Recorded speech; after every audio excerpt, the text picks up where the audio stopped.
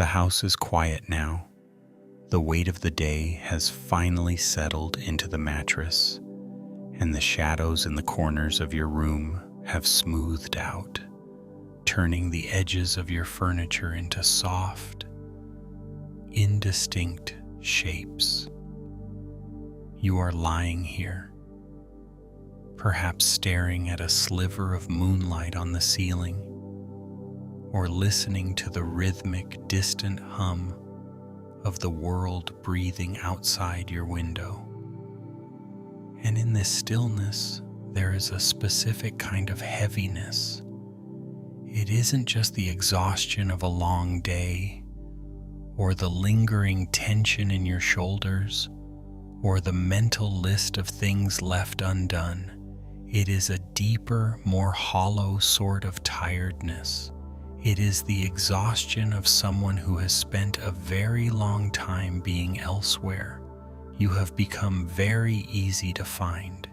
Throughout the day, people have been able to reach you with a single text, a sudden question, a request for help, or a subtle expectation. You have been present for the needs of the hungry, the stressed, the lonely, and the demanding. You have been a steady hand, a listening ear, a reliable presence. You have mastered the art of being reachable. You have learned how to move through the world so that you are never an obstacle, never a burden, and never a source of friction. You have become a person that others can navigate around with ease, a person whose boundaries are soft and permeable, like a shoreline that simply accepts every wave without protest. But as you lie here in the dark, you might notice that while you have been so accessible to the world, you have become increasingly difficult for yourself to find. It is a strange, quiet sort of disappearance. It isn't a sudden event. No one told you to leave. You simply began to step back, inch by inch, whenever the moment required it. You learned to stay silent when a truth felt too heavy to carry, thinking that silence was a form of peace. You learn to swallow your own hunger, your own fatigue, and your own growing discomfort, convincing yourself that tending to the needs of the room was more important than tending to the needs of your own skin. You have spent so much time making sure everyone else is comfortable that you have forgotten how to inhabit your own life. There is a specific ache in realizing that you have been treating your own inner life as the easiest thing to postpone. You treat your own feelings like a chore that can be pushed to tomorrow, or a guest you can ask to wait in the hallway while you attend to more pressing matters. You have practiced a certain kind of loyalty, a fierce, unwavering loyalty to everyone and everything else. But it is a loyalty that stops at the edge of your own heart. You have been a faithful steward of the world, but a stranger to yourself. Tonight, you might feel like a ghost in your own body. You are physically here under these covers, breathing this air, but the essence of you, the part that knows what it truly needs, the part that feels the sharp sting of grief or the quiet spark of joy, feels as though it is drifting somewhere far out of reach, obscured by the fog of all the roles you have played today. You have become a master of adaptation, reshaping yourself to fit the expectations of the people around you, until the original shape of you is hard to remember. If you feel this way, please know that you do not need to explain it. You do not need to justify the fatigue or apologize for the emptiness. There is no need to fix this tonight. There is no need to embark on a grand project of reconstruction or to force yourself to be present through sheer willpower. That too would just be another way of demanding something of yourself. Tonight we are not here to work. We are not here to coach or to instruct. We are simply here to sit together in the dark. Think of me as someone sitting in the chair near the foot of your bed. I am not here to tell you how to find yourself, nor am I here to judge the ways you have wandered away. I am simply here to witness the quiet. I am here to hold a small, steady light so that you don't have to be alone in the shadows. We are going to move through these stories not as lessons to be learned, but as rooms to be entered. We will walk through gardens, through hallways, and through quiet archives, looking at the lives of others who, too, have practiced the art of leaving themselves behind. As we listen, let the stories wash over you like a slow, cool tide. You don't need to grasp at them. You don't need to find a way to apply them to your own life. Just let the images settle. Let the textures of the world, the damp soil, the cold linen, the hum of a tuning fork, remind you that the world is made of tangible, heavy, beautiful things. And let these stories be a gentle invitation, an invitation to stop moving, to stop adapting, and to simply stay. For just this one night, let the need to be useful fall away. Let the need to be fine dissolve. Let the person who takes care of everyone else finally lay down their tools. The world will continue to turn without your constant vigilance. The people you care for will find their own way through the night.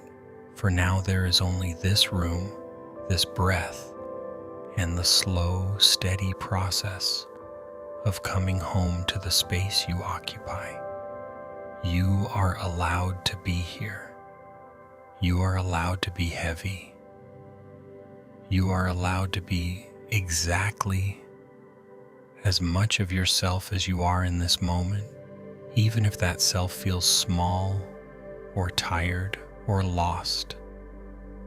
We will sit here in the stillness and we will slowly, quietly begin to inhabit the dark together.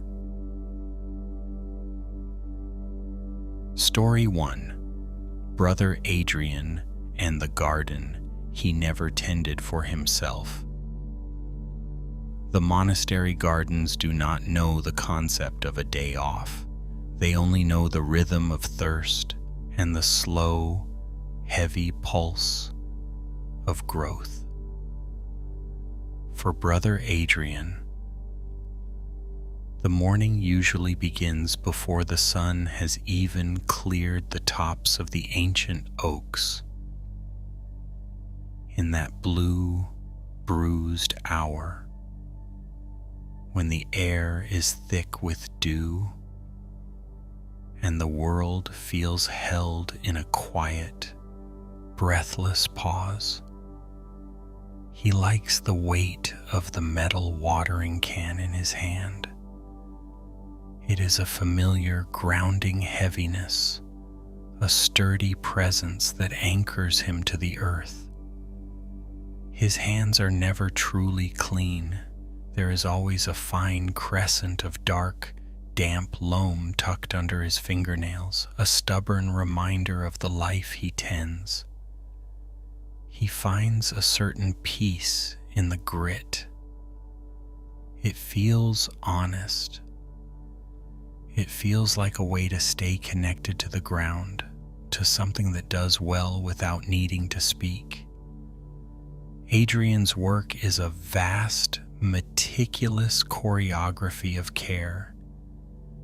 He knows the precise needs of the herb garden, where the rosemary and sage require much light and very little water. He knows the delicate, thirsty temperament of the climbing roses that scale the stone walls of the cloister, and the way the lavender must be pruned just so to keep it from becoming leggy and tired.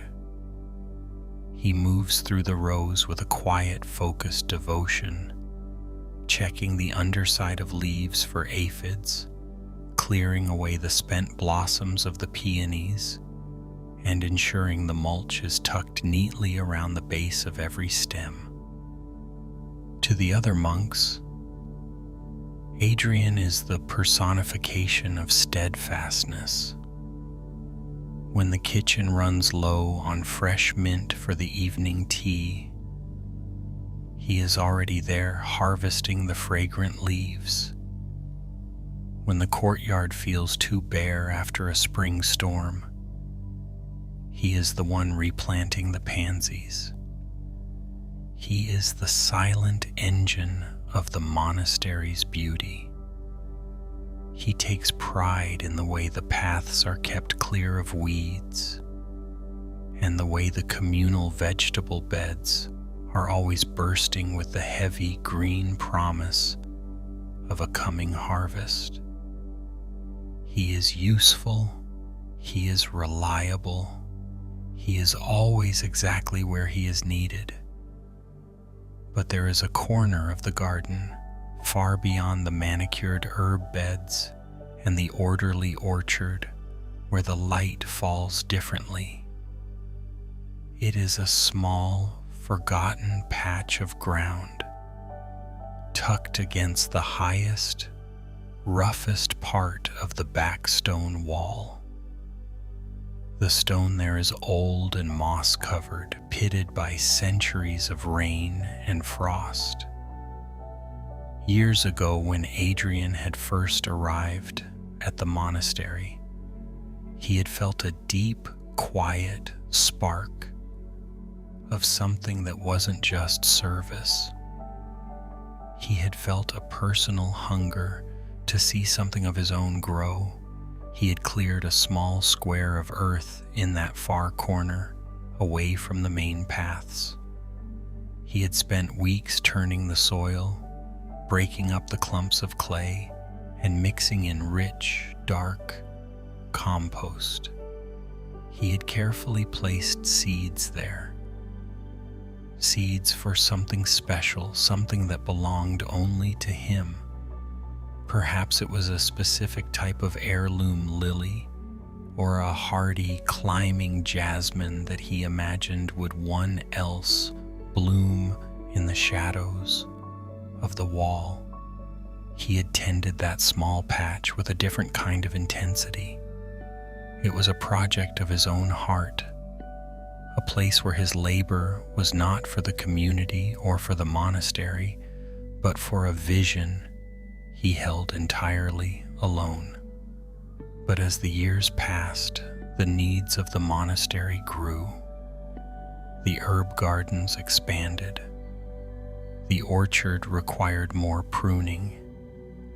The communal beds became more demanding. Each time a new task arose, Adrian found himself drifting toward the center of the garden, toward the places where his work could be seen and where his usefulness was most apparent. He became very good at tending to the needs of everything else, He became an expert in the thirst of the roses and the hunger of the cabbage. Slowly, the small patch by the back wall began to change. He would pass it on his way to the compost heap, and he would notice a weed creeping in from the edge. He would tell himself, "I will attend to that this afternoon," but then the rosemary would need mulching, or the monks would need more basil, and the afternoon would slip away into the amber light of evening. He began to avoid looking too closely at that corner. It became easier to look at the vibrant, well-tended rows of the main garden than to face the sight of his own abandoned intention. He saw the way the soil in his special patch had become compacted and hard, untended and dry. He saw how the edges were being blurred by creeping ivy and wild grasses. He saw the way the very space he had created for himself was being slowly reclaimed by the unmanaged, unthinking chaos of the wild. It wasn't that he was too busy, it was that he had learned how to be busy in a way that kept him from having to be present to his own small, quiet desires. He had mastered the art of the useful disappearance. By focusing entirely on the flourishing of the monastery's greenery, he could pretend that the small, neglected corner didn't exist. He could tell himself that his service was his true calling, and that the small patch was just a remnant of a younger, perhaps more foolish self. One afternoon, the air was particularly heavy, pregnant with the scent of incoming rain. Adrian was clearing away dead wood from the orchard when he found himself walking almost of his own accord toward the back wall. The path grew narrower here, the grass taller and more unruly. He reached the corner. The sun was low, casting long, distorted shadows across the ground.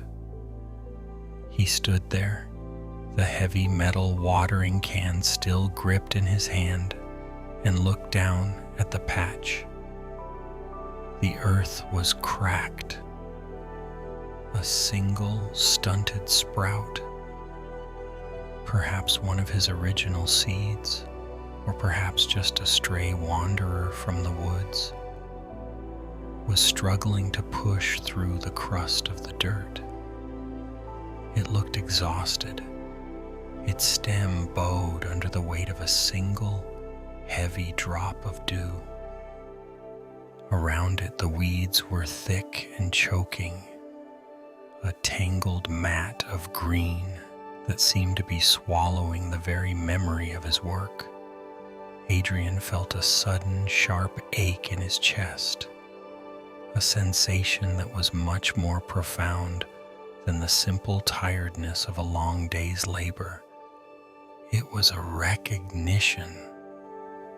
He looked at his hands, seeing the dark soil under his nails, and realized that while he had been busy nourishing the world around him, he had been letting his own internal landscape turn to dust. He had been so focused on being the gardener for everyone else that he had become a stranger to the ground he once called his own. He stood in the silence of the orchard, the only sound the distant rhythmic creak of a branch, and the heavy, humid stillness of the approaching storm. He looked at the neglected earth, and for the first time in a long time, he didn't look away. He didn't turn back toward the tidy rows of the herb garden. He didn't think about the mint or the roses or the tasks waiting in the light. He simply stood with the brokenness of that small, forgotten space. He let the sight of the dry, compacted soil and the struggling, lonely sprout sit with him in the shadows.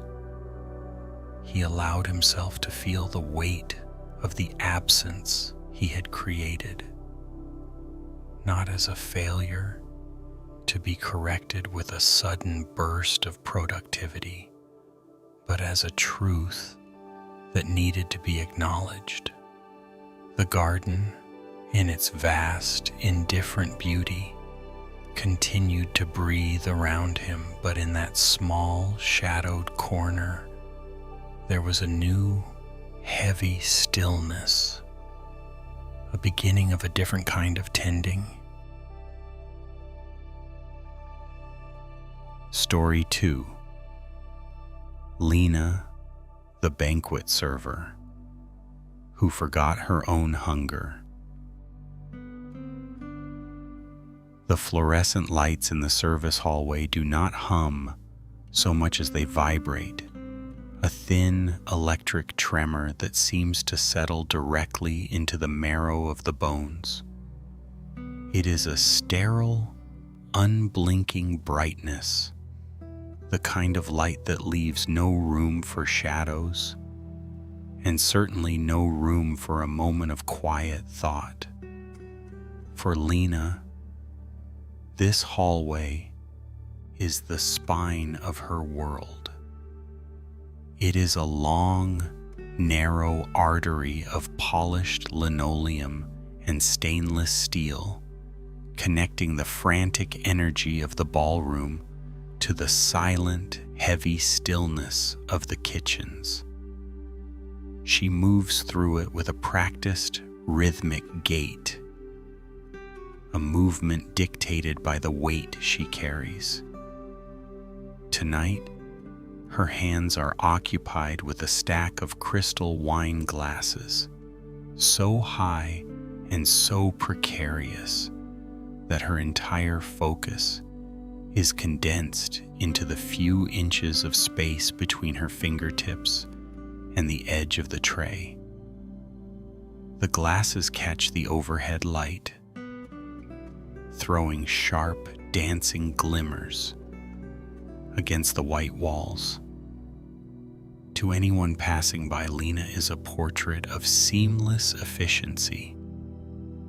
She is the person who is always there, the one who anticipates the empty water carafe, the one who smooths the corner of a sagging tablecloth before anyone notices the imperfection. There is a particular sound to a banquet service. It is the rhythmic clatter of silver against porcelain, the muffled thud of heavy linen being unfolded, and the distant melodic swell of a string quartet playing something vaguely celebratory in the ballroom. Beneath it all is the sound of Lena's own breathing, shallow, steady, and almost entirely disconnected from the person she used to be. As she turns a corner, the weight of the tray shifts. A sudden sharp ache blooms in her right ankle, a familiar companion that has been steadily growing more insistent over the last 3 months. It is a dull, throbbing heat that radiates upward toward her calf. She does not pause. She does not even allow herself a momentary wince.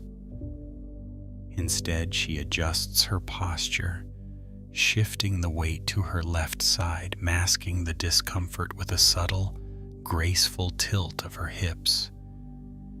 It is a movement she has mastered. The art of absorbing pain so that the service remains uninterrupted. In the service hallway, the air smells of lemon polish, cold steam, and the faint metallic scent of damp dishcloths. It is a scent of industry, of things being cleaned, replenished, and reset. Lena passes a linen cart, its heavy wooden frame laden with crisp, white napkins and starch-stiffened tablecloths.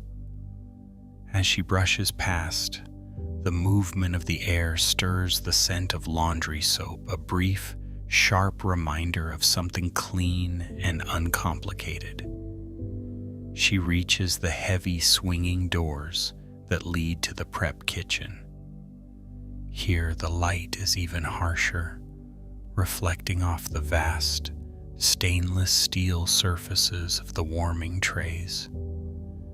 She sets the tray of glasses down on a side station, and the sudden release of weight makes her shoulders drop an inch.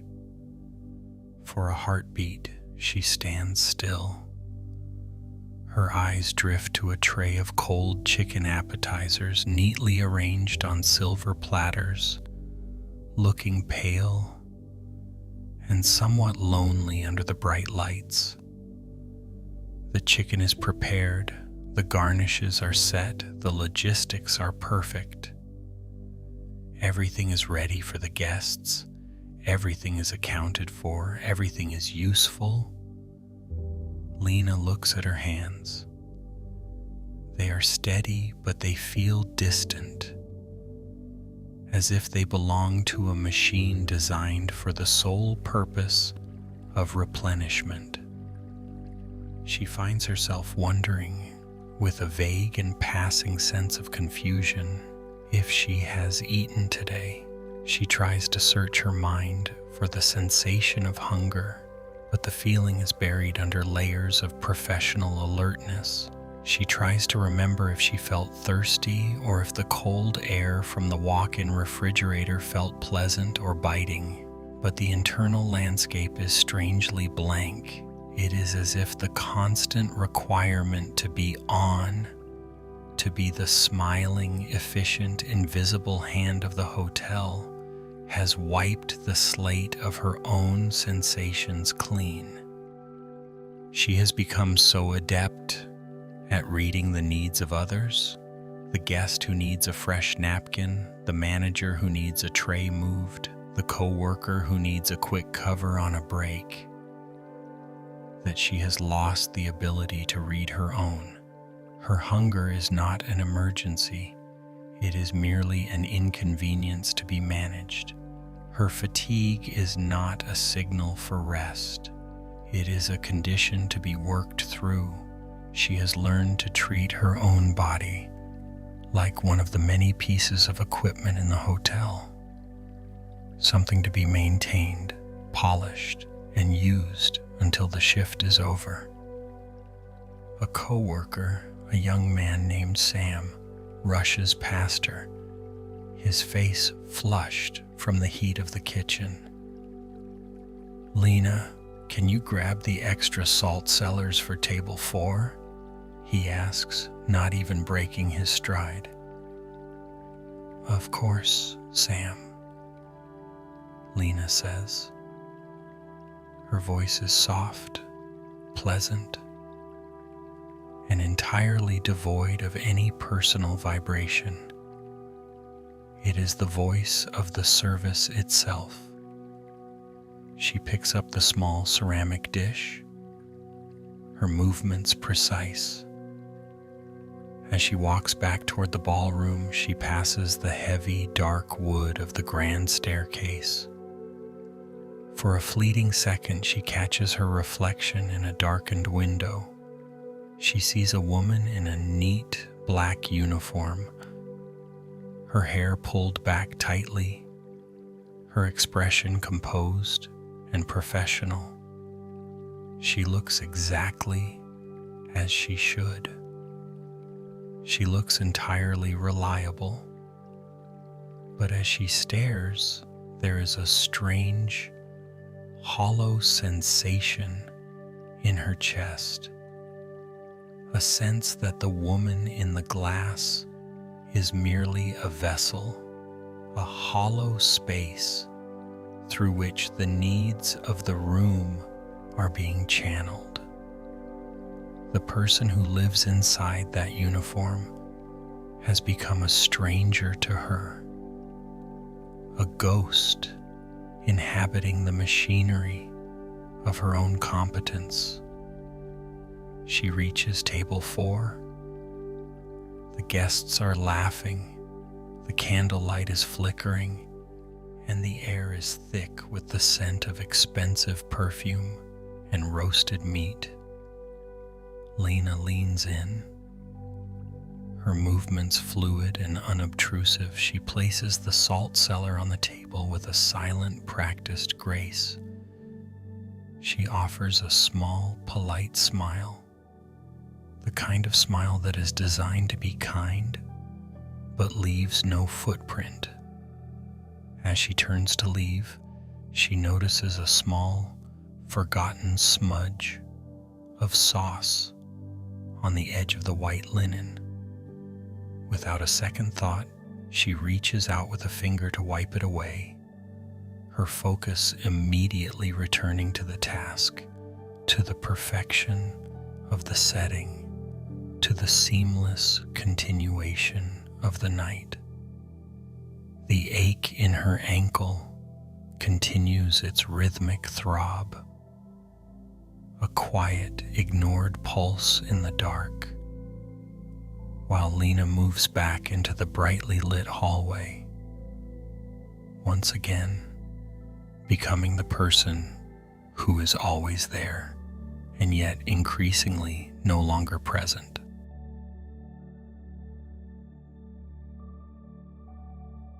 Story 3.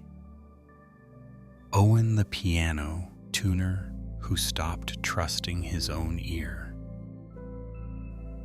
The air in the room always smelled of old wood, felt, and a fine, invisible silt of disintegrated paper.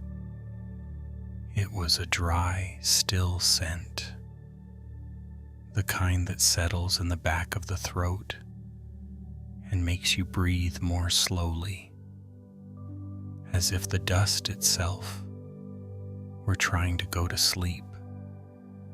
Owen sat on the velvet bench of an upright piano, his weight shifting slightly, creating a small, rhythmic creak that was the only sound in the parlor. In his right hand he held the tuning fork. He tapped it against the edge of a wooden music stand. A small, sharp ping, and held it to his ear. The note, an A, hung in the air, a steady, vibrating thread of silver. For a moment, the world was nothing but that single pure frequency. But as the vibration began to decay, Owen found himself listening not to the note, but to the silence that followed, and the heavy, uneasy feeling that sat in his chest, much like the dust on the piano keys. Owen had been tuning pianos for 20 years. He knew the anatomy of them intimately, the tension of the high tensile steel strings, the way the wooden soundboard breathed with the humidity of the seasons, the precise, soft impact of the felt hammers against the wire.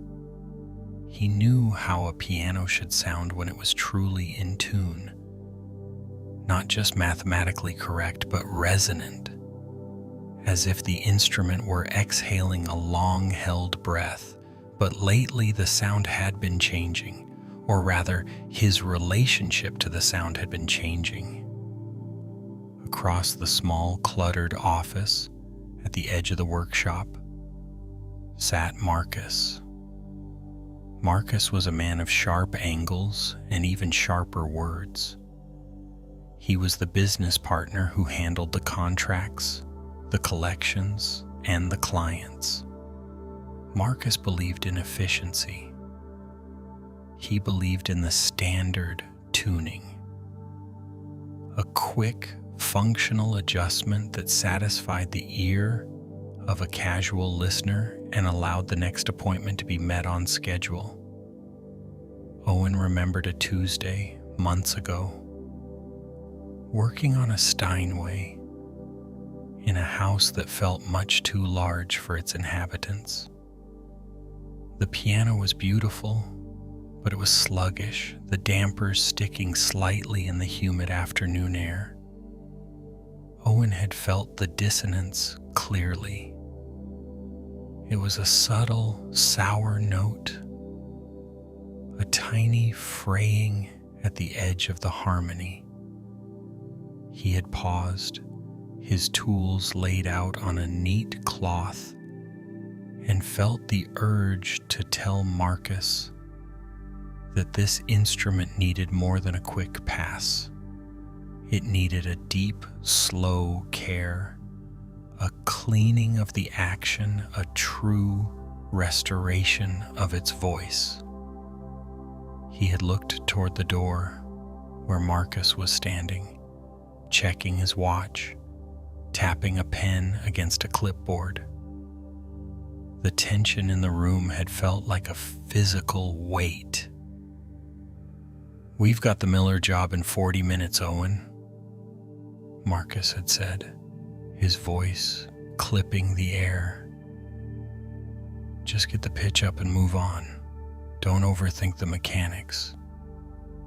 The client just wants it playable." Owen had looked down at the piano strings, the light reflecting off the polished metal. He felt the truth of the instrument, the way it was crying out for more attention. But he felt the much stronger, more familiar impulse to swallow that truth. He felt the habit of retreating. He didn't want the friction.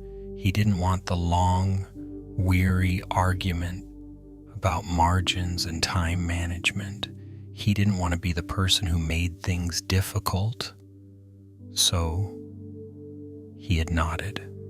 He had said, "Okay, I'll just hit the pitch." He had performed the task, but as he worked, a part of him had gone quiet. He had tuned the strings to the standard, acceptable level, but he had stopped listening to what the piano was actually saying.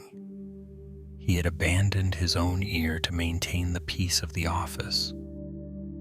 That was the way it had been happening for a long time. It wasn't a single dramatic betrayal. It was a series of small, quiet surrenders. It was the way he would adjust his technique when Marcus complained about the cost of felt. It was the way he would ignore a subtle mechanical flaw, because pointing it out would require a conversation he didn't have the energy to lead. Every time he chose the easy path of agreement, a small part of his professional identity, the part that was a craftsman, the part that was an artist, seemed to retreat further into the shadows of the workshop. He was becoming a technician of the surface, a man who moved through the world matching the frequency of others, even when that frequency was out of tune with his own soul. He looked down at his hands. They were steady, but they felt disconnected, as if they belonged to a stranger.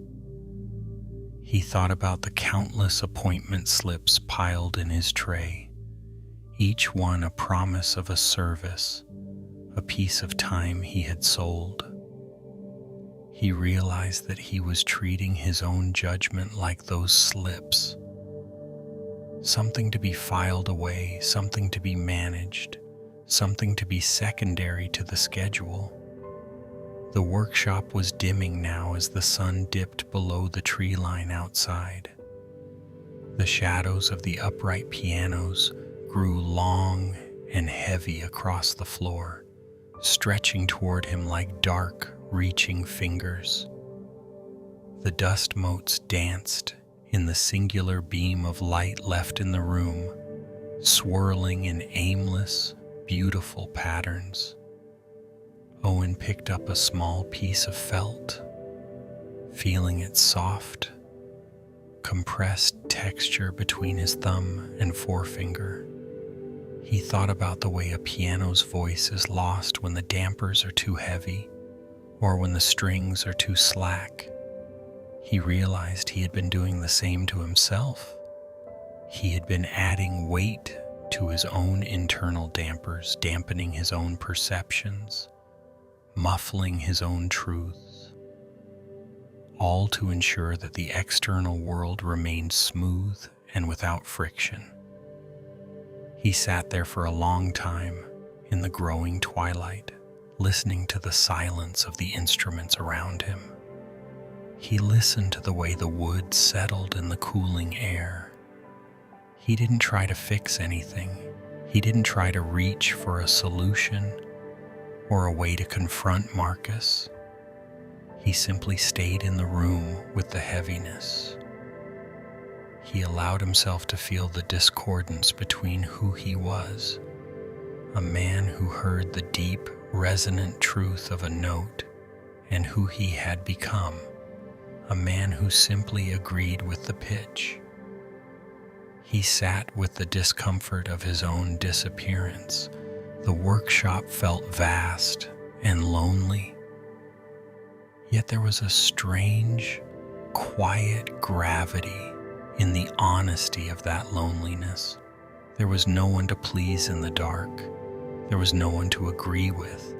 There was only the dust, the cooling wood, and the lingering ghostly vibration of the tuning fork, slowly fading into the stillness. He stayed in that stillness, letting the weight of his own absence settle, waiting to see if, in the quiet, he might eventually hear himself again.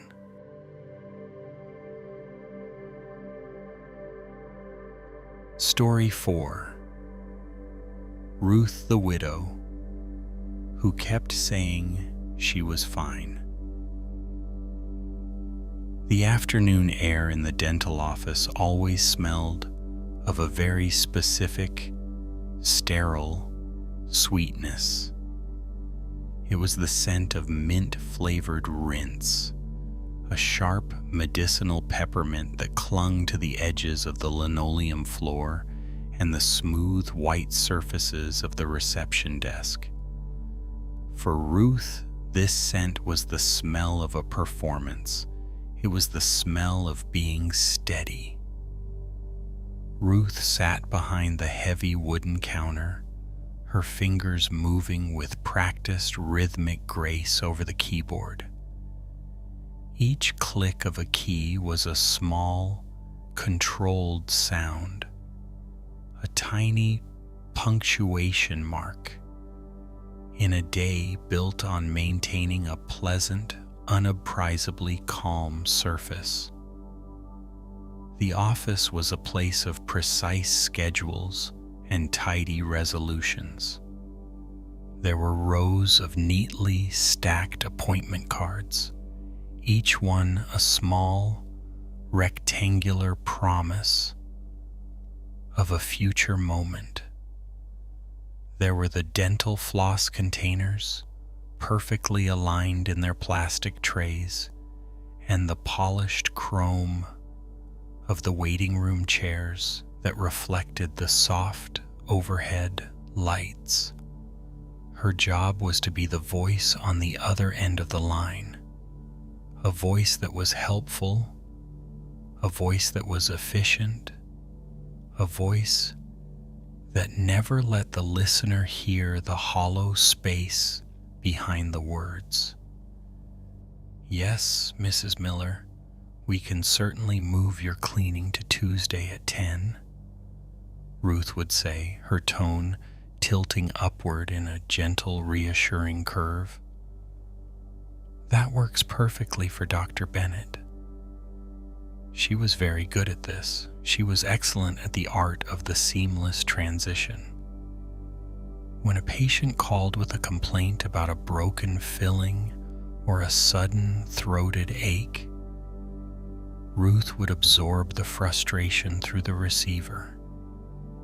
She would listen to the sharp edges of their discomfort, the impatient sighs, and the small, demanding tones, and she would meet them with a smooth, cool surface of professional empathy.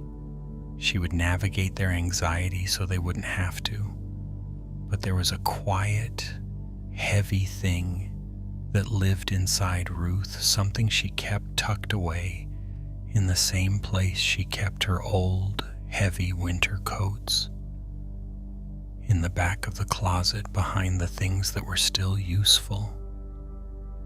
It was a grief that had no shape, only a weight. It had arrived 2 years ago, when the house had become too large and the silence had become too loud. It was the grief of being a widow, but more than that, it was the grief of the person who has decided that their own mourning is too much of a burden for the world to carry.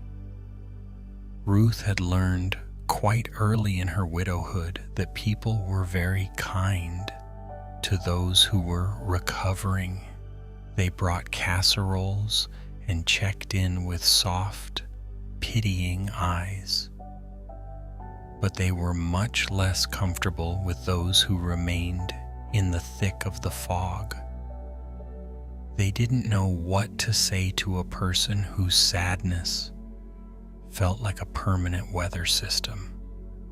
So Ruth had made a silent, unconscious pact with her surroundings. She would keep her grief tidy. She would keep it contained. She would ensure that no one ever had to feel the awkward, heavy pull of her loss. She did this by becoming the person who was always fine. At the office, this meant being the one who handled the difficult callers so the dental assistants wouldn't have to. It meant being the one who smiled through the midday heat, even when her joints felt stiff and her heart felt strangely hollow. She would move through the hallway, passing the small ceramic coat hooks where patients hung their damp umbrellas or light jackets, and she would feel like one of those hooks, functional, sturdy, and entirely empty of anything that might snag or tear. On her way home, Ruth would sit by the window of the city bus, watching the world blur into a smudge of street lights and passing shop windows.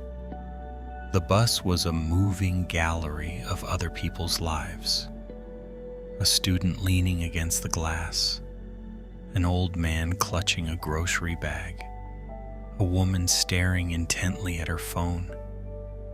She would watch them and feel a strange, distant sense of being a ghost watching a play.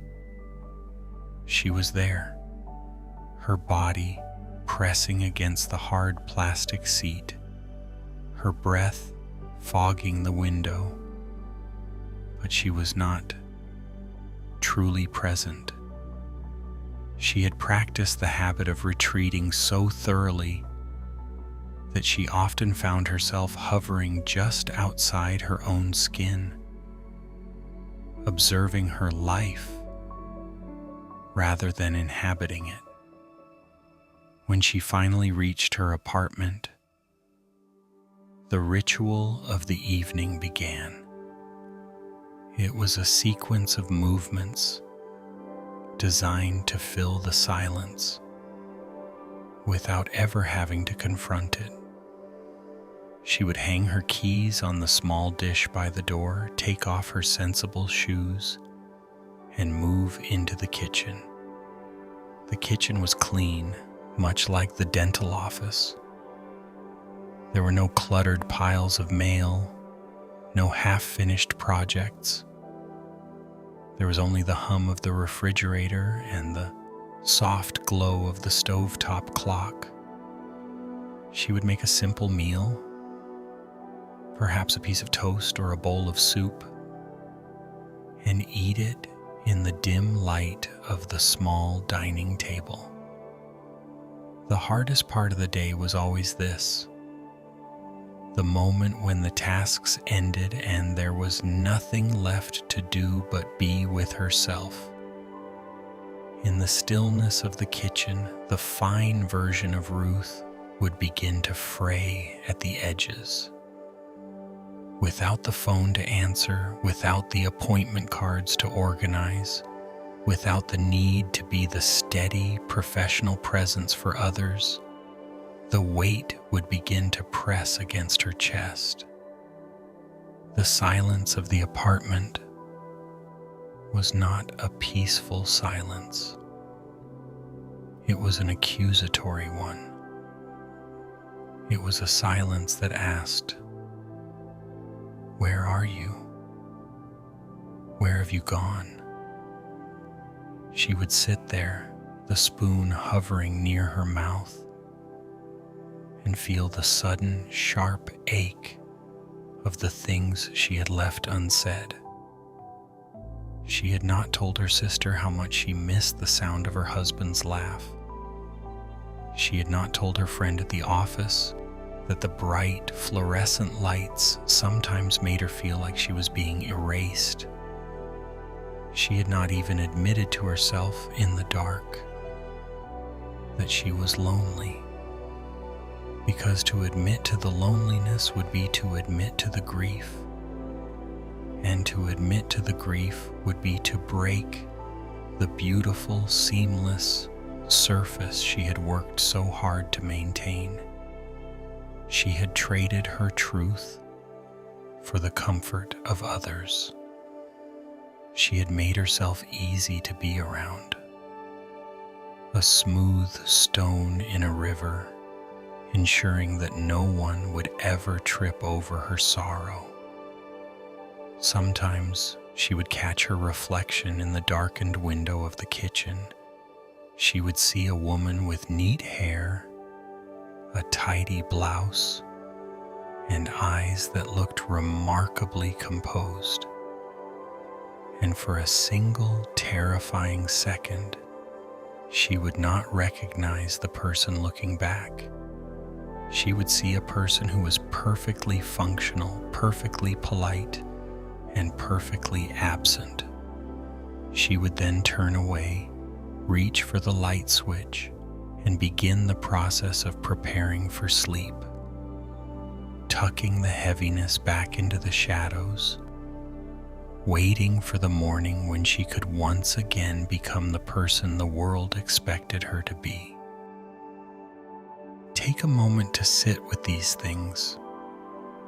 Let them settle into the space around you, much like the quiet weights that settle in the corners of a room at night. Think of the dry, cracked soil from the corner of the monastery garden, the patch that was left untended while every other flower received the water. Feel the grit of that earth, the way it holds the memory of being forgotten. Think of the heavy, starch-stiffened banquet linens, folded and stacked in the dark of a hotel pantry, carrying the scent of cold air and long shifts. Think of the piano strings, pulled tight and under tension, vibrating with a note that isn't quite their own, shaped by a hand that refused to hear the discord. and think of the small, rectangular appointment cards piled in a desk drawer, each one a quiet promise to be available for everyone else. A tiny paper monument to a person who is always present for a stranger, but rarely for themselves. Bring all of these fragments together in your mind. The dust, the fabric, the metal, the paper. They are all part of the same quiet architecture. They are the materials we use to build a life that is very easy for others to live in. We build ourselves into something smooth and uncomplicated. We shape our edges so that no one bumps into us, and we, in turn, do not bump into anyone else. There is a certain safety in this. There is a profound, quiet relief in being the person who is never a burden, the person who is always steady, the person who is always easy to please. We learn slowly and without realizing it that if we remain useful, if we remain agreeable, if we remain undemanding, we can avoid the friction of being truly seen. There is a hidden belief tucked deep inside the folds of these objects that it is safer to stay useful than to stay present. We have been taught, perhaps by the world, or perhaps by our own early need for peace, that our value lies in how well we can disappear into our roles. We believe that if we can just keep the garden tended, keep the trays moving, keep the strings in tune, and keep the appointments flowing, we will eventually find a version of ourselves that is worth staying for. We tell ourselves that this is strength. We call it maturity. We call it being a good person. We call it the ability to endure. But underneath the service, underneath the smiles and the efficiency, there is a growing hollow. We become experts at managing the needs of the world while we quietly vacate our own. We become ghosts in our own houses, walking through our days with a presence that is nothing more than a shadow, carefully avoiding any part of our own truth that might cause a ripple or a protest or a moment of discomfort for someone else. It is a subtle, slow process of leaving. It isn't a sudden departure, it is a series of small, polite exits. It is the decision to swallow a sharp word, to ignore a dull ache, to overlook a growing loneliness, all in the name of keeping the peace. We trade our presence for stability. We trade our voice for harmony. And we do it so often that we eventually forget that there was anyone left in the room to begin with. As you lie here now, let these objects rest. Let the dry soil, the linen, the strings, and the cards simply be. You do not need to fix them. You do not need to tend to them. You only need to recognize the pattern of how we have used them to build our exits. There is no need to hold on to the belief that you must be useful to be allowed to exist. For this moment, there is no need to be anything other than the one who is breathing, the one who is here, the one who is finally, quietly staying.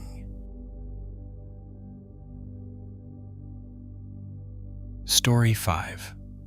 Caleb at the Marina, laughing before others could hurt him. The Marina at dawn always smelled of the same 3 things: salt crust, rotting cedar, and the sharp metallic tang of old engine oil. Caleb liked the early hours, before the tourists arrived with their bright polo shirts and their loud, easy confidence. In the gray light of 5 in the morning, the world felt honest. The tide was pulling away from the pilings, leaving behind slick, dark patches of algae that clung to the wood like a heavy secret. Caleb sat on a low stool on the edge of the dock, his back against a weathered crate of tackle boxes. His work was slow, rhythmic, and solitary. He was repairing a large gill net that had been torn by a jagged piece of submerged debris. The net was a fine, translucent web, almost invisible against the dark water. But to Caleb, it was a map of every impact, every struggle, and every break. He worked with a shuttle of heavy twine, his fingers moving with a practiced, calloused grace. He knew the exact tension required. Not too tight or the mesh would warp, not too loose or the fish would slip through. He liked the way the salt rope felt under his palms, rough and biting, a constant grounding friction. He liked the sound of the gulls, those scavenging shadows that circled the pier, their cries harsh and lonely, echoing the way the wind whistled through the gaps in the pier's planks. In these moments, when the only sound was the rhythmic shur of the twine through the mesh, Caleb felt like he existed. He was a person who mended things. He was a person who saw the breaks and stayed to fix them. But the stillness of the marina was often interrupted by the arrival of the others. There was a group of men, regulars at the marina, who gathered near the bait shop as the sun began to burn through the mist. They were men of hard edges and loud, boisterous laughter. They were Caleb's friends, or at least they were the people he had been part of for as long as he could remember. They were the same men who had grown up on these docks, their skin leathery from the sun, their voices coarse from years of shouting over boat engines. They lived by a certain code of toughness, a way of moving through the world that left no room for anything soft, anything unformed, or anything that showed a crack in the surface. To them, the sea was a thing to be conquered, and the men who worked it should be as unyielding as the iron anchors they hauled. Caleb often sat among them in the late afternoons when the work was done and the heat of the day had settled into the wood of the dock. He would sit on the edge of the pier, perhaps cleaning a reel or sorting through a small pile of hooks, and listen to them. He would listen to their stories of big catches and near misses, their jokes about the local characters, and their relentless, mocking critiques of anyone they deemed too sensitive or too slow. For a long time, Caleb had practiced a very specific kind of silence. When they spoke of a young deckhand who had cried after a heavy storm, Caleb would look down at his hands, feeling a sudden, sharp pang of recognition for that boy's fear. he would feel the weight of his own tenderness, a quiet, swirling ocean of empathy that lived just beneath his ribs. But he would never speak of it. Instead, he would wait for the moment when the mockery peaked, when the laughter became a pointed, searching thing, and then he would join in. He had learned, with a devastating quiet efficiency, how to betray himself before anyone else could. It had started as a way to stay safe. He had realized quite early on that if he was the first one to laugh at his own softness, there was no power left for them to use against him. If he could turn his own vulnerability into a punchline, he could preempt the sting of their derision. He would find a moment of his own quietness, or a particularly gentle gesture he had made toward a stray dog or a struggling bird, and he would lean into the group, a crooked grin on his face, and say something like, "Look at me being a big softy again." He would trigger the laughter himself. He would point out the very things about himself that he was most afraid of, wrapping them in a layer of self-deprecating humor that acted like a shield. He thought he was being clever. He thought he was demonstrating a kind of strength, the strength to endure mockery by owning it. But the cost was a slow, creeping erasure. Every time he laughed at his own heart, a little more of it went numb. Every time he turned his own empathy into a joke to avoid the discomfort of being seen, the distance between who he was and who he presented to the world grew wider. He was becoming a hollowed-out version of himself, a man made of much discussed jokes and very little substance. He could feel the threads of his own identity fraying, much like the nets he mended. The breaks were there, but they were hidden beneath the surface, woven into the structure of his social survival. He was a master of the superficial mend, holding the shape of a person together without ever truly addressing the tears in the fabric. One afternoon, the air was particularly heavy, the humidity pressing down like a damp cloth. The group was gathered near the bait shop, their voices rising in a particularly jagged crescendo of laughter. They were ribbing a newcomer, a man who had recently moved to the coast and who had been seen taking extra care with the way he handled the delicate bait. "He handles those worms like they're made of fine china," one of them barked, his face flushed with a sort of cruel glee.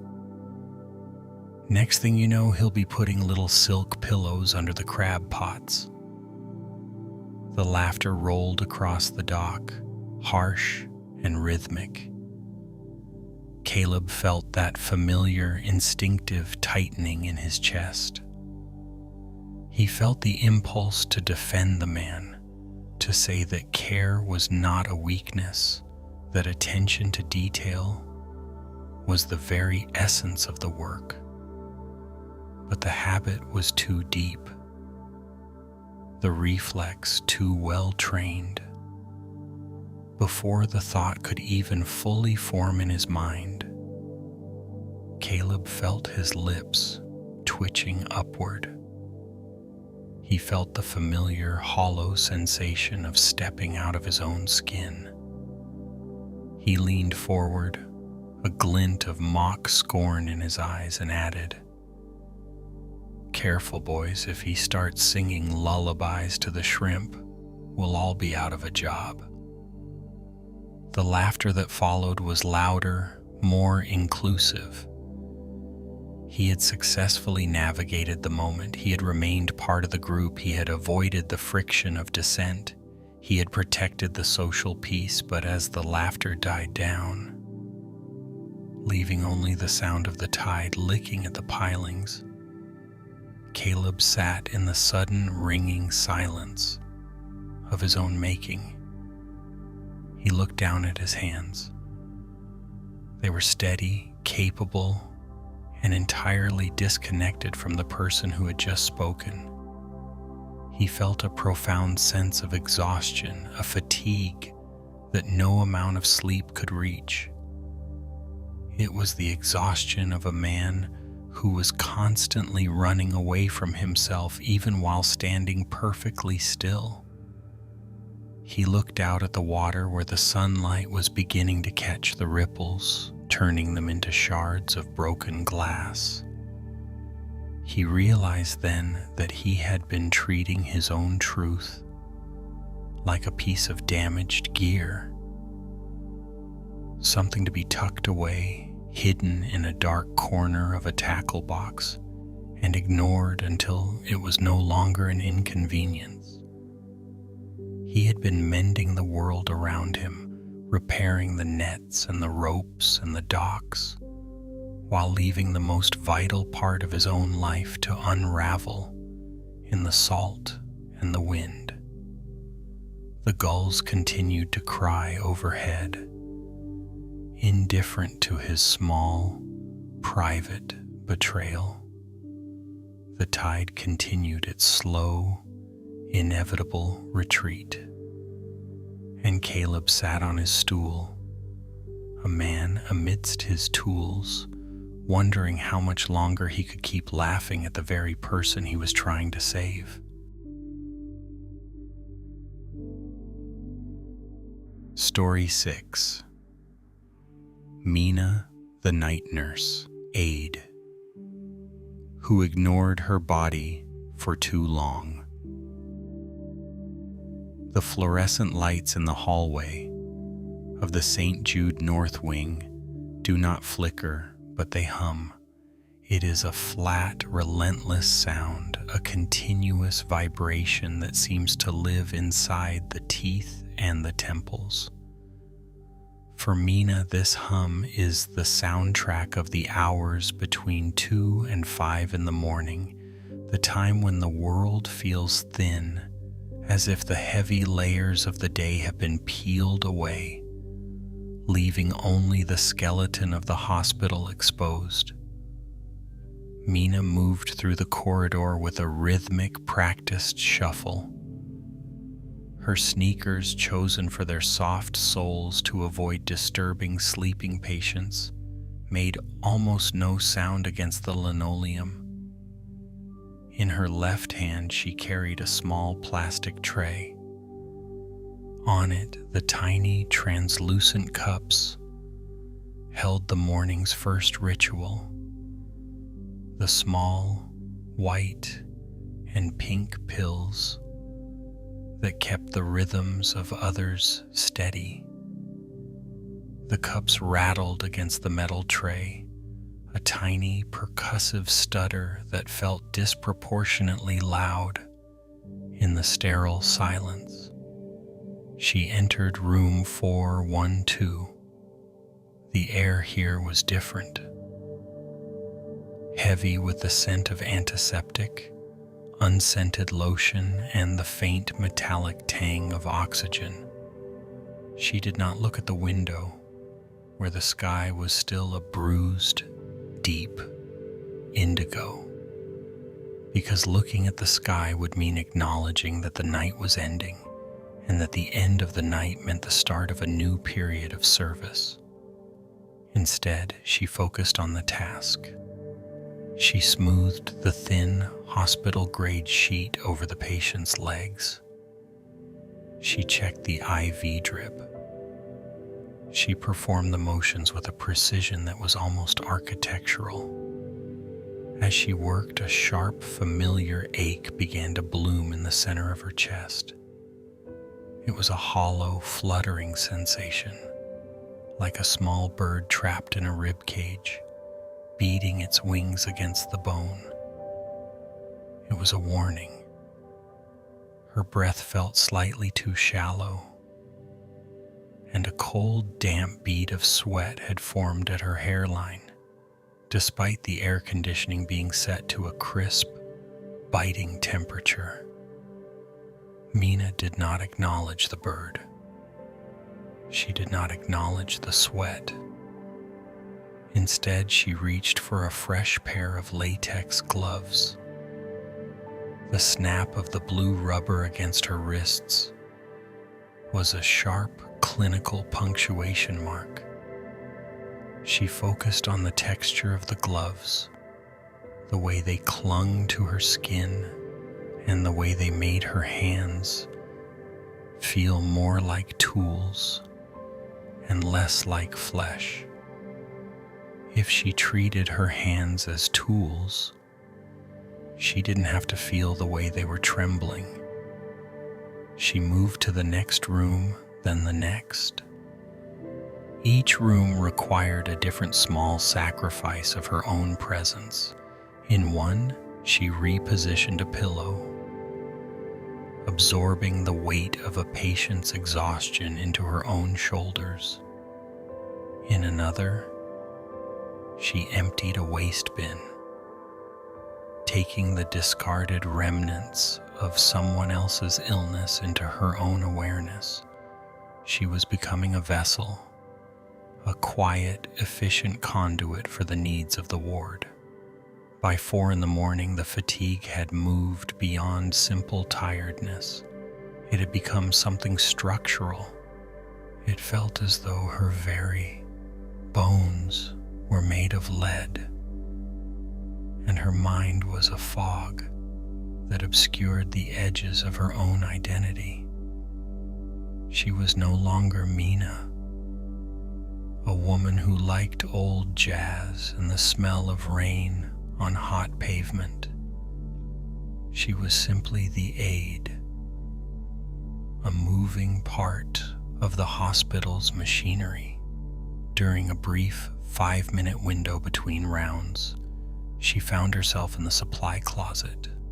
This was a small, cramped space, lined from floor to ceiling with white cardboard boxes, stacks of sterile gauze, and plastic bins filled with syringes and saline. It was a room of preparation, a room where everything was ready for a crisis that had not yet arrived. The closet felt like a sanctuary of shadows. She leaned her back against a shelf of extra bed linens, the heavy, compressed cotton pressing against her spine. She closed her eyes, and for a moment the hum of the lights vanished. But in the silence, the warning grew louder. Her head throbbed with a rhythmic, pulsing heat. Her stomach cramped, a sharp, twisting protest against the 3 hours of time she had spent without food. She reached into the pocket of her scrub top and pulled out a crumpled packet of crackers, the kind found in the vending machine in the break room. Dry, salty, and tasting faintly of cardboard. She ate them, standing up, her eyes fixed on a box of surgical tape. She chewed slowly, mechanically. She did not taste the salt. She only felt the motion of swallowing. She was fueling the machine so the machine could continue to work. A sudden, sharp dizziness swept through her. The walls of the supply closet seemed to tilt inward, the stacks of gauze swaying like tall grass in a wind she could not feel. The world blurred, the white boxes bleeding into the gray shadows of the corner. Her heart raced, a frantic, uneven drumming that mirrored the fluttering bird in her chest. In that moment, Mina was entirely absent from herself. She was not present to witness her own near collapse, nor was she present to feel the panic that should have accompanied such a physical warning. She was merely an observer of a biological event, watching from a distance as her body began to fail. She had become so practiced at stepping aside to let others' needs take center stage that she had forgotten how to inhabit the driver's seat of her own life. She had become a ghost in her own skin, hovering just above the surface of her sensations, waiting for the next person to call her name. She gripped the edge of a metal shelf, the cold steel biting into her palms through the latex. She waited for the dizziness to pass, not by breathing into it or acknowledging the distress, but by simply waiting for the sensation to become something she could ignore again. She waited for the strength to return, not as a way of healing, but as a way of resuming the service. Slowly the room steadied. The heavy leaden feeling remained, but the tilt of the walls subsided. She took a long, shallow breath, the air tasting of dust and antiseptic. She smoothed her scrubs, wiped the dampness from her forehead with the back of a gloved hand, and pushed herself away from the shelf. The dawn was beginning to bleed through the high, narrow windows of the hallway, a pale, watery gray.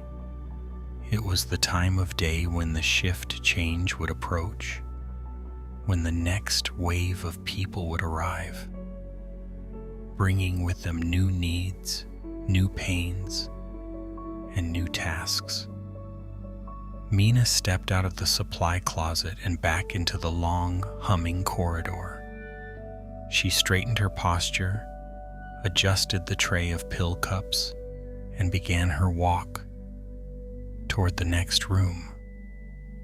Her footsteps were still soft, her movements still precise, and her face was still a mask of calm, professional readiness.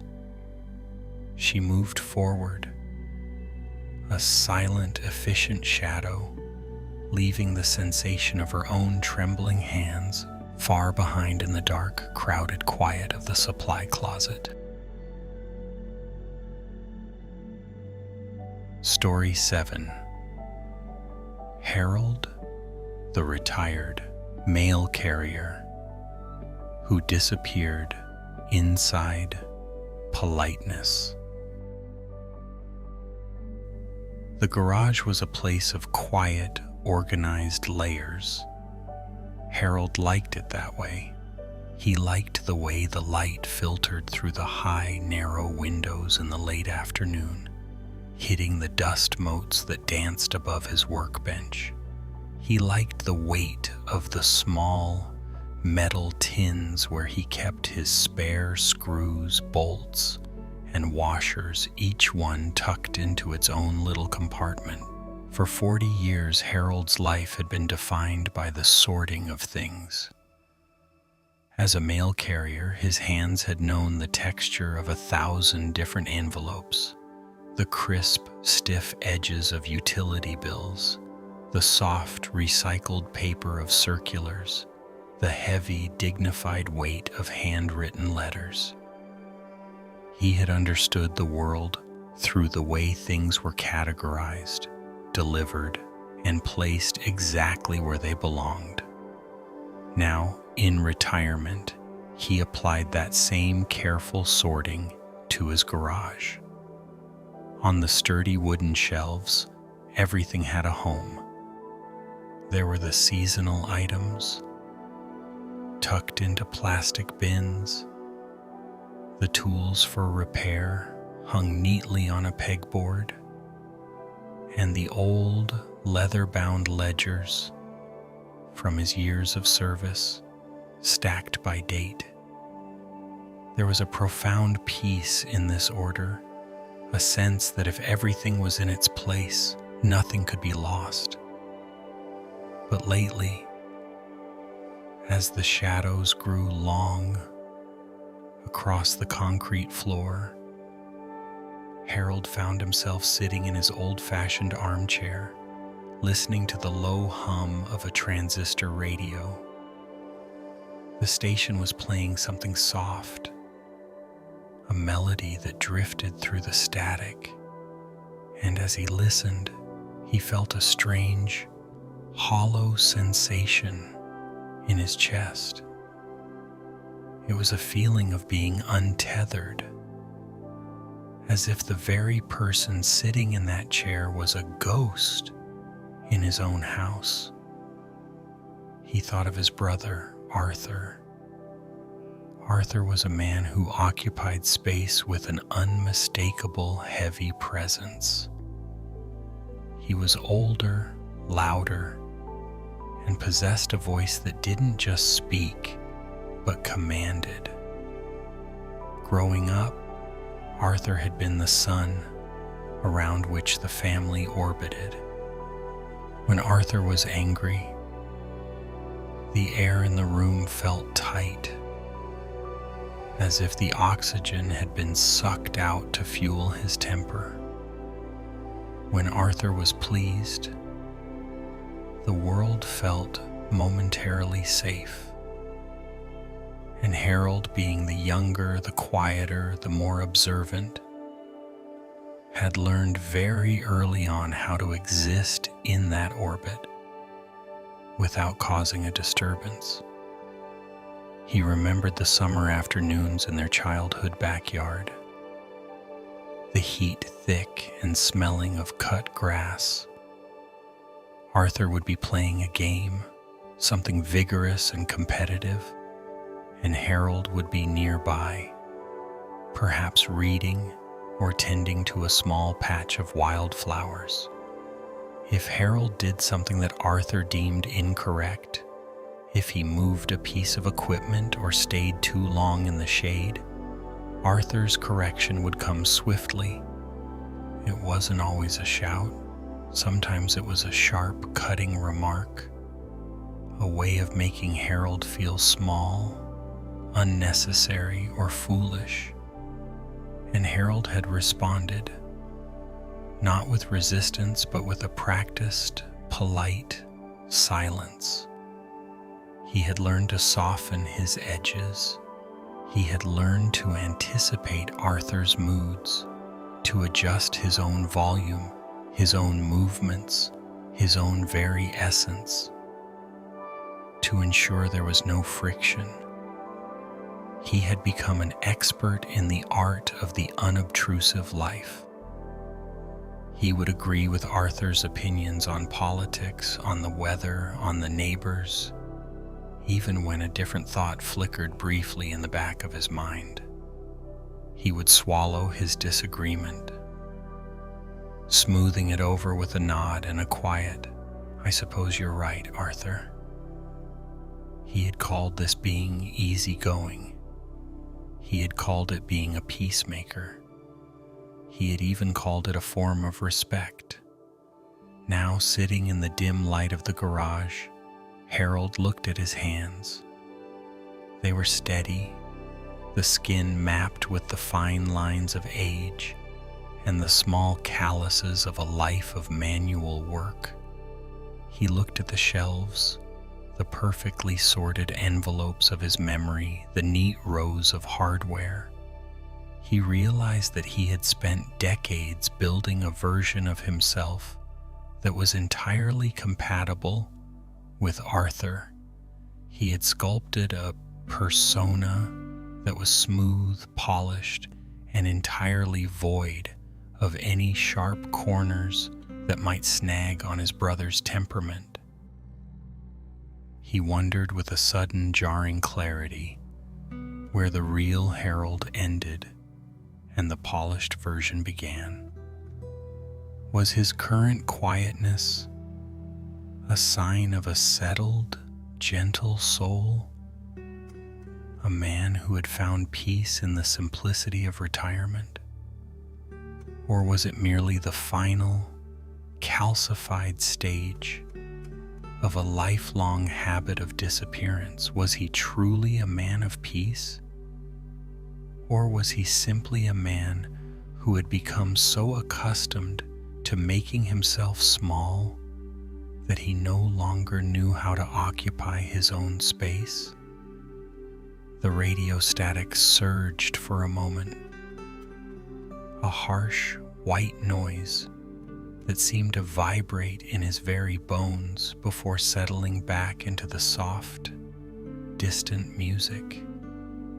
He thought of the way he spoke to the neighbors, the way he interacted with the clerk at the grocery store, the way he even spoke to himself in the mirror. It was always the polite version, the version that never complained, never demanded, never insisted. He was a man who moved through the world like a shadow, leaving no trace, causing no ripples. It was a way of being that was incredibly efficient, incredibly safe. It was a way of living that ensured no one was ever offended, no one was ever inconvenienced, and no one ever saw the person beneath the politeness.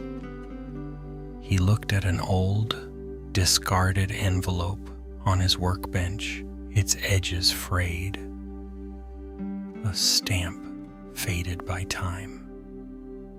It was addressed to someone long gone, a piece of correspondence that had reached its destination but held no more meaning for the world. He felt a sudden, overwhelming kinship with that scrap of paper. He had delivered so many messages, so many truths, yet he had rarely been the one to deliver his own. The silence of the garage, which had always felt like a sanctuary, suddenly felt heavy, almost oppressive. It was a silence that was not empty, but filled with the unsaid, the unasserted, the unlived. He realized that in his effort to avoid the friction of conflict, he had also avoided the friction of life. He had avoided the heat of passion, the sting of disagreement, the very textures that make a human life feel solid and real. He sat there for a long time, the radio's low melody the only companion to his thoughts. The shadows deepened, swallowing the edges of the tool racks and the corners of the shelves. He didn't move to turn on the overhead light. He stayed in the dimness, listening to the quiet, attempting to feel the weight of his own presence in the chair, the pressure of his feet on the concrete, the breath moving in and out of his lungs. He was trying to see if he could find him, the man who existed before the politeness took over. He was looking for a flicker of something sharp, something unpolished, something that belonged solely to him and not to the role he had so carefully maintained. It was a difficult search, a search through layers of accumulated habit and decades of carefully curated silence. The garage remained still, a museum of a life well ordered and quietly deserted. The only movement was the slow, rhythmic dance of the dust in the fading light and the steady, unyielding passage of the time he had spent making sure he was never, ever a problem for anyone else. Story 8. Brother Elias and the quiet realization that self-denial was not peace. The archive room in the monastery does not hold much light, and that is exactly how Brother Elias prefers it. It is a small, stone-walled space, tucked into the lowest level of the old building, where the air always carries the scent of damp earth, aged parchment, and the faint, sharp sweetness of lamp oil. On nights like this, when a steady, rhythmic rain rolls against the high, narrow slit of a window, the room feels as though it is breathing with him. The sound of the water hitting the courtyard stones is a soft, percussive weight, a constant companion that settles the mind.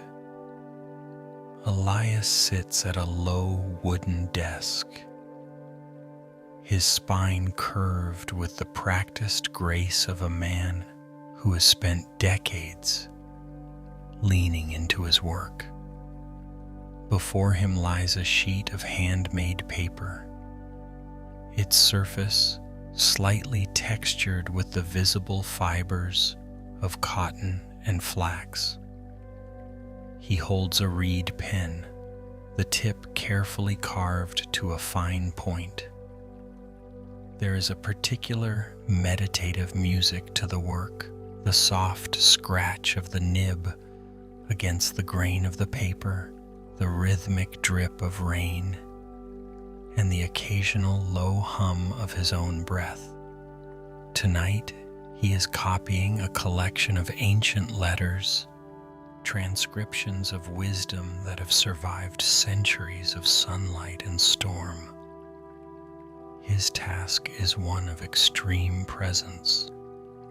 To copy a character incorrectly is to fail the lineage. To rush is to disrespect the ink. He moves slowly, his hand steady, though his fingers are stiff with the chill of the evening. Beside his elbow, a small ceramic cup of tea sits on a wooden coaster. A thin wisp of steam rises from it, curling into the shadows, but the tea has grown lukewarm. He has forgotten to drink it. He has forgotten many things lately, though he used to call that forgetting detachment. As he dips his pen into the well of dark, soot-based ink, Elias finds himself looking not at the words on the page, but at the way the lamplight catches the edges of the dust motes dancing in the air. His mind, usually so disciplined, begins to wander back through the long corridor of his own life, tracing the patterns of his years in the monastery. For a long time, Elias believed he was a master of the path. He took pride in his stillness. He took pride in his lack of complaint, his ability to endure the long, silent hours of meditation, and his seamless integration into the monastery's rhythm. He looked at the younger monks, who sometimes struggled with frustration or the pangs of loneliness, and he felt a quiet, superior compassion. He believed he had mastered the art of letting go. He believed that his lack of visible needs, his absence of outward demand, and his ability to move through the world without leaving a footprint of his own desires was the very definition of holiness. He had called it virtue. He had called it the cultivation of an empty vessel. But tonight, as the rain intensifies, washing the world outside into a gray blur, a different, quieter realization begins to seep into the room, much like the dampness from the stone walls.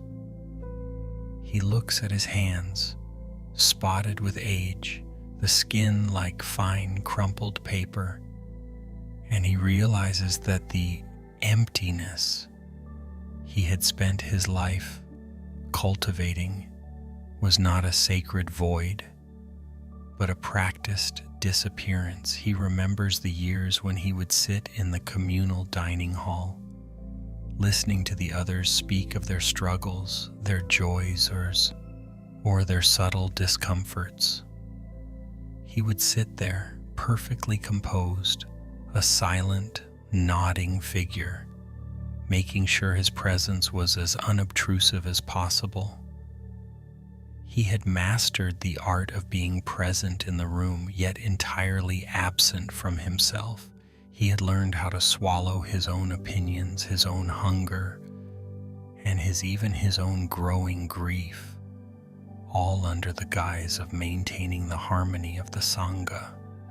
He realizes now that he had been treating his own inner life as a secondary concern, a nuisance to be managed, or a distraction to be suppressed.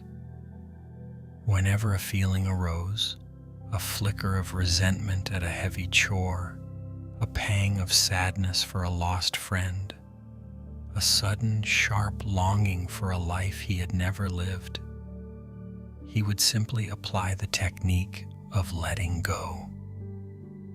He would label the feeling as attachment or illusion and push it into the shadows of the archive room, leaving it to gather dust alongside the old manuscripts. He had been a master of self-abandonment, and he had been so very good at it that he had even convinced himself it was spiritual progress. The realization does not come with a crash or a burst of shame. It arrives with the same softness as the rain. It is a heavy, somber clarity. He looks at the letters he is copying, words about compassion, about being awake, about seeing things as they truly are. And he feels the profound irony of his own hand. He has spent his life recording the maps of others' awakenings, while he himself was slowly retreating into a fog of his own making. He thinks of the way he used to navigate even the simplest social interactions within the monastery. He would mirror the temperament of whoever he was with, becoming a hollow reflection that required nothing and asked for nothing. He thought this was being easy to love, being a source of peace for others. But in truth, he was simply erasing the boundaries of his own soul so that no one would ever find a reason to bump against him. He had made himself so safe, so predictable, and so much of a ghost that there was no one left in the room to actually experience the life he was living. He looks back down at the paper. The ink is drying on the last character he inscribed. The silence of the archive room feels different now. It is no longer the silence of a well-kept emptiness, but the silence of a room that has been left unoccupied for far too long.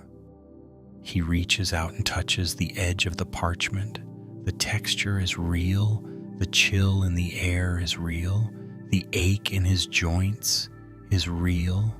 He feels the weight of his own breath, a slow, rhythmic expansion and contraction that is undeniably, stubbornly present. He picks up the lukewarm tea and takes a sip. It is bitter and slightly metallic, but he focuses entirely on the sensation of the liquid moving down his throat. He does not try to label the bitterness as impermanent or unimportant. He simply allows the bitterness to be exactly what it is. He allows himself to feel the weight of the cup in his hand. He realizes that the path is not about making oneself small or invisible so that the world might be more comfortable. The path is about being able to sit in the room with the entirety of oneself. The light, the shadows, the pain, and the quiet, unadorned truth, without the impulse to turn away. The rain continues to fall, a steady, rhythmic heartbeat against the stone. Elias remains at his desk. He does not pick up the pen to continue the work. Instead, he sits in the dim light, listening to the rain, letting the dampness of the night and the heavy, beautiful reality of his own presence settle around him. He is no longer trying to be a ghost in his own archives. He is simply here in the dark, finally, quietly staying. Take a moment to let these images settle in the space around you, like objects placed carefully on a wooden table in the dim light of evening. Think of the salt-crusted rope fibers from the Marina, the fraying ends of a net that was mended too many times to hold its own strength. Think of the small plastic pill cups from the nurse's station stacked in a quiet corner, or the heavy paper weight of old envelopes and sorted mail, each one carrying a message that was never truly heard. Think of the steam rising, then vanishing from a cup of cooling tea in a silent archive room. All of these things are fragments of a life lived in the service of others, pieces of a habit that is as old as time. There is a subtle, quiet gravity in the way we gather these things: the rope, the linen, the tuning forks, the appointment cards, and we weave them into a shroud for our own needs. We use them to build a version of ourselves that is easy to carry, easy to please, and easy to overlook. We tell ourselves that this is how we stay safe, or how we stay kind, or how we remain useful. We believe that by smoothing over our own sharp edges, by quieting our own hunger, and by stepping back into the shadows of our own hearts, we are practicing a form of virtue. But as you lie here, let us look closely at these objects in the stillness. The rope that is mended but left to fray, the tea that grows cold because the person meant to drink it was too busy tending to another's warmth, the person who becomes a hollow space so that others may feel full. There is a heavy, hidden cost to this kind of quietness. It is the cost of a slow, steady disappearance. We often mistake disappearance for compassion. We think that by making ourselves small, we are making room for others. We think that by staying silent, when our truth aches to be spoken, we are preserving the peace. We call it maturity to swallow our own grief, and we call it strength to ignore the trembling in our own hands. But there is a difference between the gentle stillness of a calm lake and the hollow silence of a well that has run dry. Compassion does not require you to vanish. To truly care for the world, you must first be a person who is actually present to inhabit it. You cannot offer warmth to another if you have extinguished your own internal flame to save on fuel. You cannot witness the pain of the world if you have trained yourself to be blind to the pain within your own chest. As the night deepens, allow the distinction to settle into your bones. Compassion is not the act of leaving yourself behind. It is the act of bringing your whole, breathing, aching, and beautiful self into the room so that you might truly meet the world. It is the realization that your presence, your limits, your hunger, and your truth are not obstacles to kindness, but the very foundation of it. The weight of the rope, the coldness of the tea, the emptiness of the pill cups, they are all reminders of the moments when you stepped out of your own life. But tonight, the exiting is over. The movement is inward. You are coming back to the room. You are reclaiming the space that belongs to you. You do not need to be useful to be worthy of existing. You do not need to be easy to be deserving of care. You are allowed to be heavy. You are allowed to be complicated. You are allowed to be here fully without apology. The house has settled into its night rhythm now. The wood in the floorboards has stopped its cooling creaks, and the air in your room has grown heavy, still, and soft. There is only the steady, rhythmic presence of your own breathing, a slow tide coming in and going out, marking the space where you are. Take a moment to feel the weight of your body against the mattress. Feel the way the blankets hold you, not as a burden, but as a container. You are here. You have arrived back to the center of your own life. For so long, the habit has been to slip away.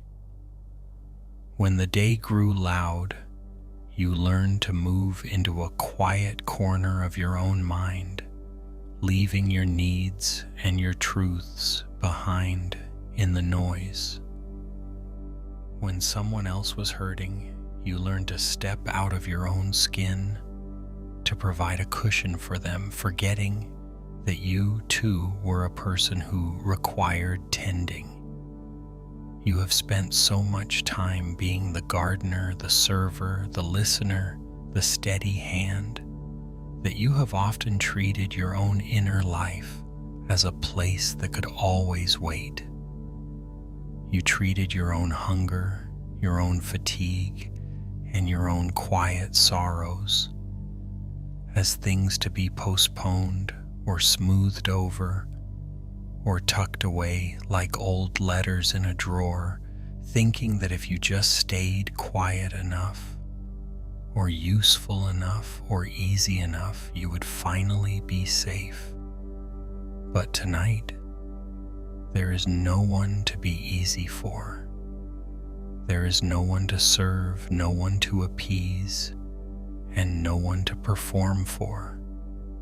There is only the person lying in this bed and the person who is breathing beneath the covers. You do not need to earn the right to occupy this space. You do not need to prove your worth by how much of yourself you can set aside. The exhaustion you feel tonight is not a failure of strength. It is the weariness of a traveler who has been walking a long distance, constantly looking back to make sure everyone else is following, only to realize they have been walking alone, having left themselves miles behind. Tonight, the door to your inner life is not locked.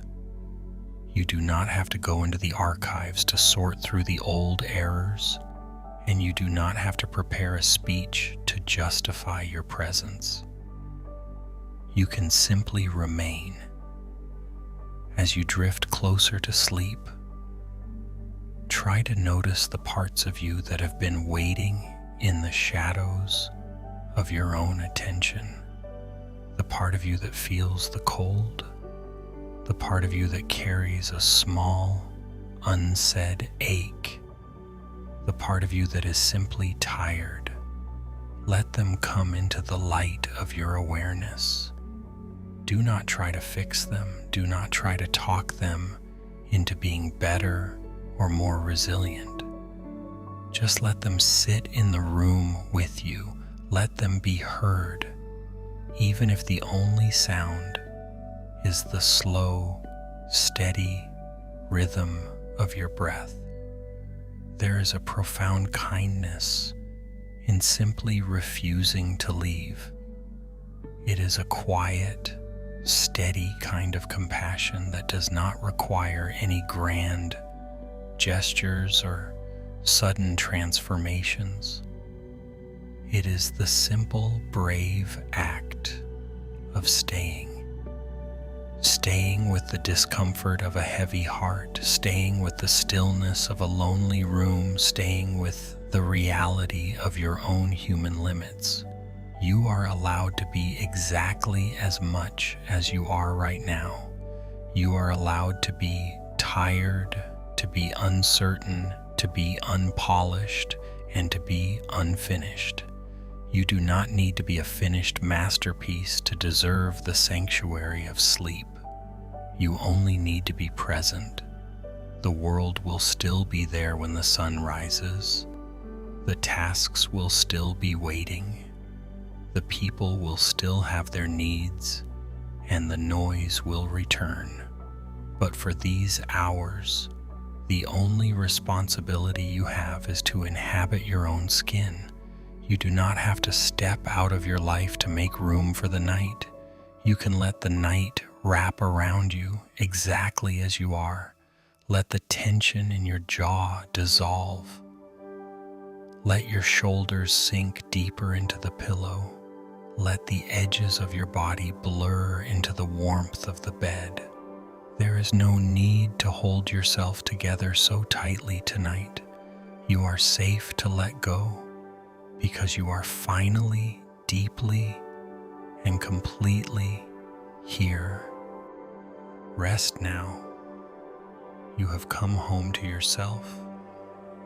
You are present. You are held. You are enough. Good night.